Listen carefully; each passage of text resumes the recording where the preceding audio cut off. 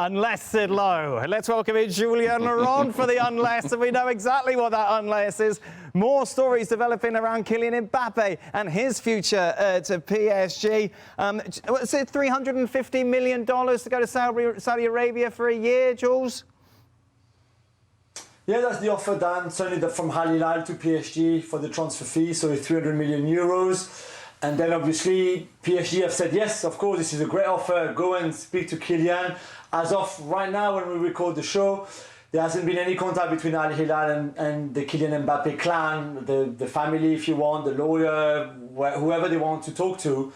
And still, I'm going to repeat what we said the other night on the show, but he's the only club he would want to join if he was to leave PSG is Real Madrid. It's not Al Hilal, it's nowhere in Saudi, it's not even anywhere else in Europe. It would only be Real Madrid if they were ready to welcome him now and not just a year from now.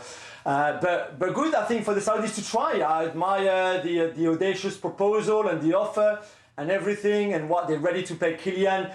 If he wanted even to start negotiating, but right now in his mind, there's no Saudi move, no. So what are our options here altogether, Jules? It's stay at PSG, sit on the bench, wait until your contract expires, go to Saudi Arabia as PSG have accepted this deal, or pray that Real Madrid come up with enough money, which means that PSG will accept a transfer fee to see him go to Madrid a season earlier. Is that where we're at? That's probably where we're at. I mean, I think other clubs are going to try, and we saw Barcelona today having a phone call with PSG, and they can't afford Kylian, but maybe if they find a way, an option of swapping players for Kylian Mbappe and things like that, this is a very long shot. It's not going to happen. Sorry, Barcelona fans, but I think everybody is going to try. But we said it even before when Kylian announced to PSG that he was not going to renew and that he would be on the transfer list. We said at the time, everybody should try. Even like the big English clubs should all try. Even the ones who don't have the money, like Liverpool and Manchester United right now, find a way maybe of getting together the 150 million plus the 35 million euros a year that you're going to pay him in wages. And, you know, for anybody else trying to come, they will have to convince him that it's the right project too. Sid Lowe, what would you like to say? What I would like to say, I suppose, at this stage is to say that so much of what we're going to hear over the next week or however long this takes is just filler. It's just a waste of time. Keep watching the show. The suggestions of clubs that he could go. Yeah.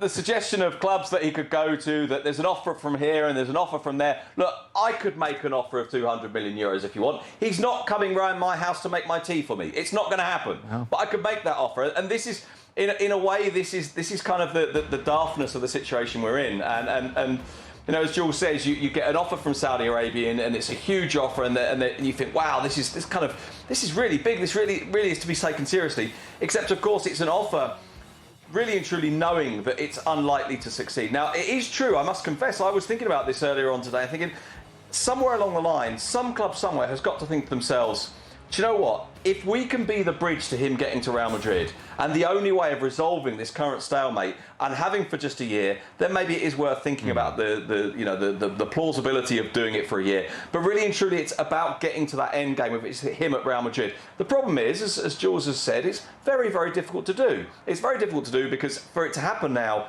Real Madrid have to spend much more than they wanted to. For it to happen now, Kylian Mbappe has to earn significantly less money than he wanted to do. Does everybody want, in this scenario, him to go to Real Madrid? Well, Real Madrid do, and Kylian Mbappe does, and Paris Saint-Germain do, if they pay him money.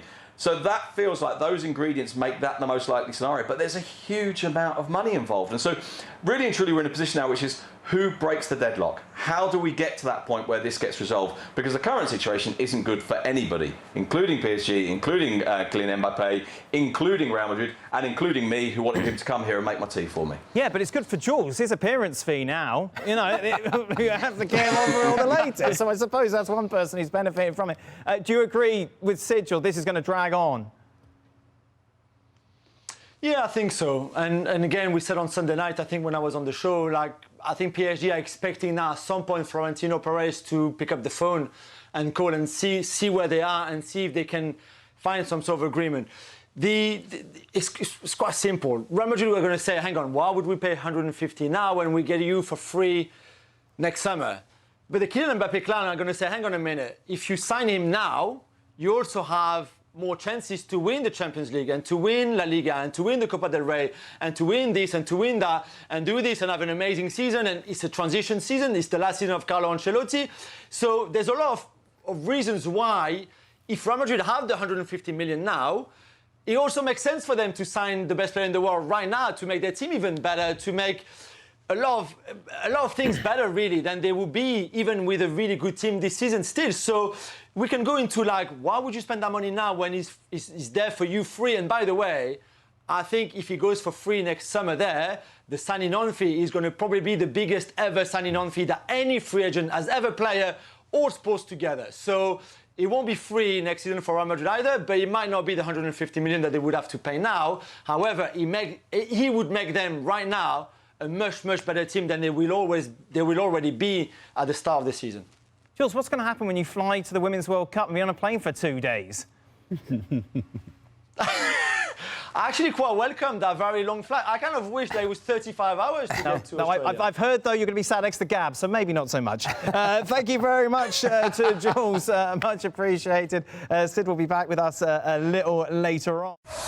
Well, thank you very much for watching ESPN on YouTube. For more sports highlights and analysis, be sure to download the ESPN app. And for live streaming, premium content, and let's not forget as well, ESPN FC 7 days a week. Subscribe to ESPN+.